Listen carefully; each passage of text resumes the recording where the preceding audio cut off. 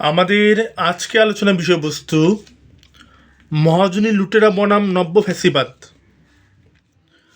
মহাজনী লুটেরা বনাম নব্য ফ্যাসিবাদ আলোচনা অংশ নিয়েছি আমি কমরেড মুশফিক বরাত, আপনাদের সকলের প্রিয় দেশবন্ধু মুশফিক বরাত। তো আলোচনা শুরু করা যাক। বাংলাদেশের শাসক গোষ্ঠীর পালাবদল ইদানিং পরিলক্ষিত হচ্ছে। একদিকে মহাজনী লুটেরা ও অন্যদিকে নব্য ফ্যাসিবাদ মাথাচাড়া দিয়ে উঠেছে। দ্বান্দ্বিক বিবর্তনের দ্বিমুখী দ্বন্দ্বে পরিশেষে শ্রমিক শ্রেণীর জয় হয়। আমি আবারও বলছি, দ্বান্দ্বিক বিবর্তনের দ্বিমুখী দ্বন্দ্বে পরিশেষে শ্রমিক শ্রেণীর জয় হয়। এখানে বুর্জুয়া দ্বন্দ্বে মহাজনী লুটেরা ও নব্য ফ্যাসিবাদকে দেখা যাচ্ছে। আর বুর্জুয়া ব্যবস্থায় বিএনপির একটা পাকাপোক্ত অবস্থান লক্ষ্য করা যাচ্ছে। 24-এর গণঅভ্যুত্থান পরবর্তী সময়ে এইসব লুটেরাদের উত্থান কোনোভাবেই মেনে নেওয়া যায় না। বস্তু চক্রাকারে ঘুরছে এই ধারণা থেকে আসে ইতিহাসের পুনরাবৃত্তি হয়, কিন্তু এগুলোর কোনোটাই সত্যি নয়। বস্তুর শুধু পরিমাণগত পরিবর্তনের ভিতর দিয়ে গুণগত পরিবর্তন আসে। গুণগত পরিবর্তন হলো বিপ্লব, যার জন্য আমরা জাতীয় প্রগতি কাউন্সিল এনপিসিকে বেছে নিতে পারি। আমি আবার বলছি, যার জন্য আমরা জাতীয় প্রগতি কাউন্সিল এনপিসিকে বেছে নিতে পারি। শ্রমিক শ্রেণীর যাবতীয় স্বার্থ রক্ষা হবে আমাদের মূল দায়িত্ব।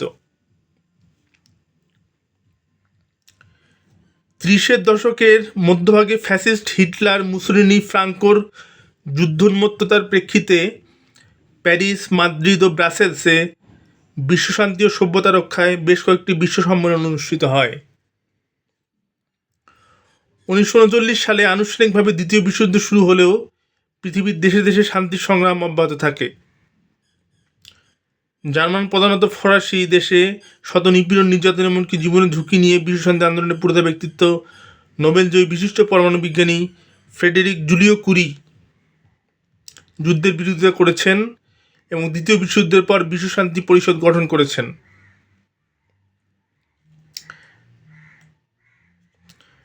যা বিশ্বশান্তি আন্দোলনের ইতিহাসে চিরদিন উজ্জ্বল হয়ে থাকবে। তার জন্ম 1900 সালের 19শে মার্চ প্যারিসে এবং মারা যান 1958 সালের 14 আগস্ট।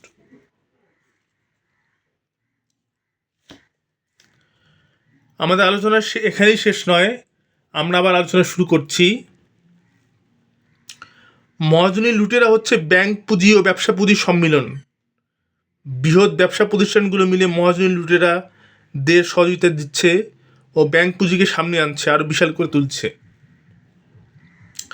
আমি আবার বলছি, বৃহৎ ব্যবসা প্রতিষ্ঠানগুলো মিলে মহাজনী লুটেরাদের সহযোগিতা দিচ্ছে ও ব্যাংক পুঁজিকে সামনে আনছে, আরও বিশাল করে তুলছে।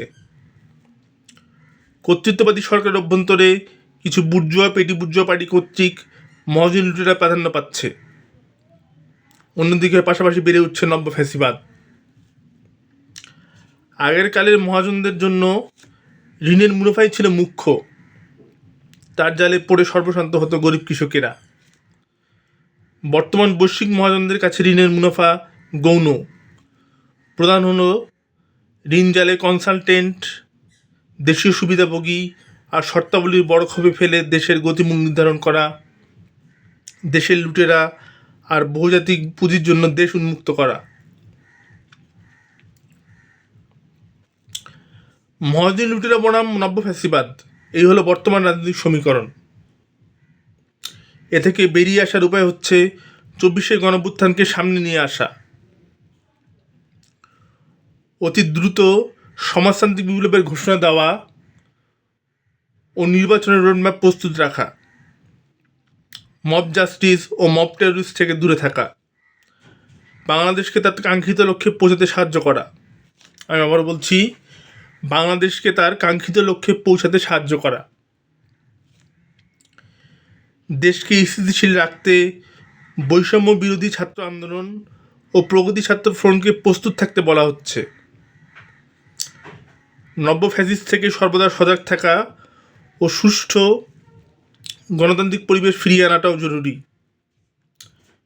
জাতিকে এমন সংকটজনক মুহূর্তে একাকী ফেলে রাখা যায় না। বাংলাদেশকে তার অতীত গৌরব নিয়ে অনেকটা পথ এগিয়ে যেতে হবে।